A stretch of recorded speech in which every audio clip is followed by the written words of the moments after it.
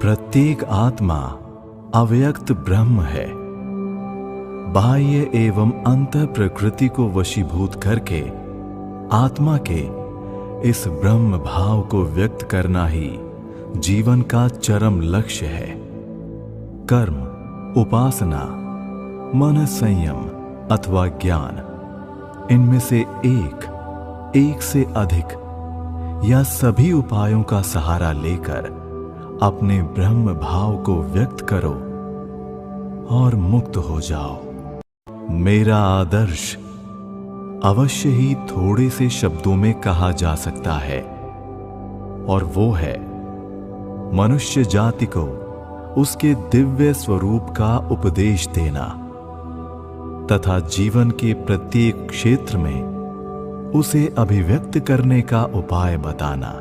तुम अपने को और प्रत्येक व्यक्ति को अपने सच्चे स्वरूप की शिक्षा दो और घोरतम मोह निद्रा में पड़ी हुई जीवात्मा को इस नींद से जगा दो।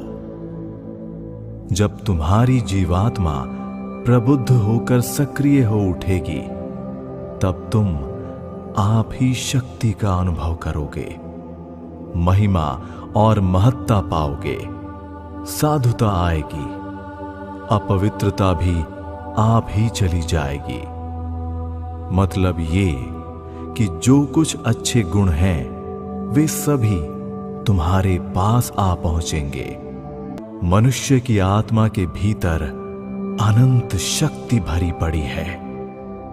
मनुष्य को उसका ज्ञान हो या ना हो, उसे केवल जानने की ही अपेक्षा है। और वो दिन अवश्य ही आएगा जब वो अपनी अनंत शक्ति के पूर्ण ज्ञान के साथ अपने पैरों पर उठ खड़ा होगा।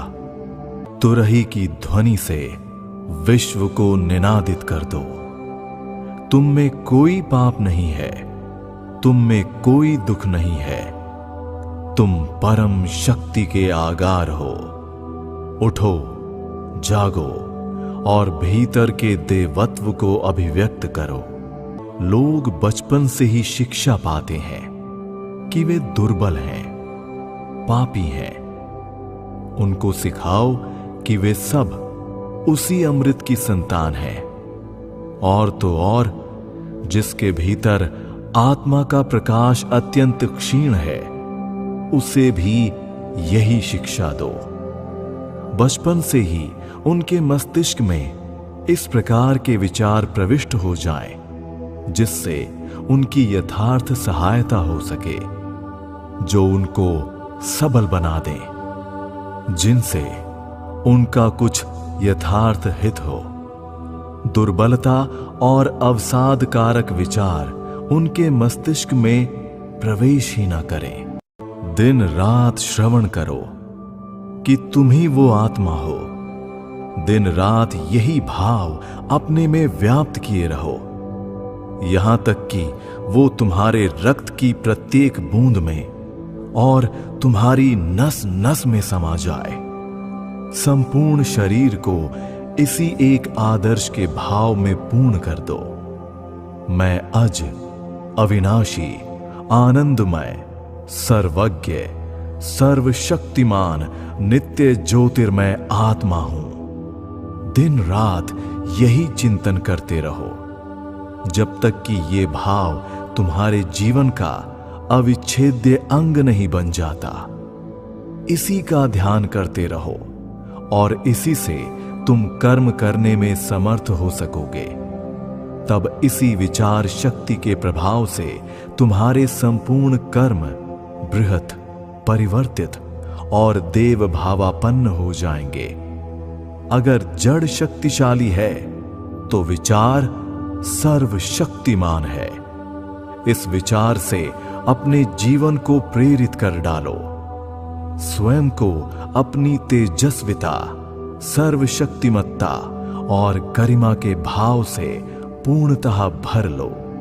जितनी अधिक मेरी आयु होती जाती है, उतना ही अधिक मुझे लगता है कि पौरुष में सभी बातें शामिल हैं। ये मेरा नया संदेश है। हे मित्र, तुम क्यों रो रहे हो? सब शक्ति तो तुम्ही में है। हे भगवान, अपना ऐश्वर्यमय स्वरूप विकसित करो। ये तीनों लोक तुम्हारे पैरों के नीचे हैं। जड़ की कोई शक्ति नहीं, प्रबल शक्ति आत्मा की ही है। तुम वीर्यवान, सर्वशक्तिमान और सर्वज्ञ हो। ये भाव तुम में चाहे अब तक प्रकाशित न हुआ हो, किंतु वो तुम्हारे भीतर है जरूर। तुम्हारे भीतर संपूर्ण ज्ञान, सारी शक्तियां, पूर्ण पवित्रता और स्वाधीनता के भाव विद्यमान हैं। फिर हम उन्हें जीवन में प्रकाशित क्यों नहीं कर सकते? क्योंकि उन पर हमारा विश्वास नहीं है। उठो, जागो और सो मत। सारे अभाव और दुख नष्ट करने की शक्ति तुम्ही में है। इस बात पर विश्वास करने से ही वो शक्ति जाग उठेगी। मनुष्य तब अपनी उस आत्मा की महिमा में प्रतिष्ठित हो जाता है जो असीम, अनंत है, अविनाशी है, जिसे कोई शस्त्र छेद नहीं सकता, आग जला नहीं सकती, पानी गीला नहीं कर सकता, वायु सुखा नहीं सकती, जो असीम है, जन्म मृत्यु रहित है तथा जिसकी महत्ता के सामने सूर्य चंद्रादि, यहां तक कि सारा ब्रह्मांड सिंधु में बिंदु तुल्य प्रतीत होता है, जिसकी महत्ता के सामने देश और काल का भी अस्तित्व लुप्त हो जाता है।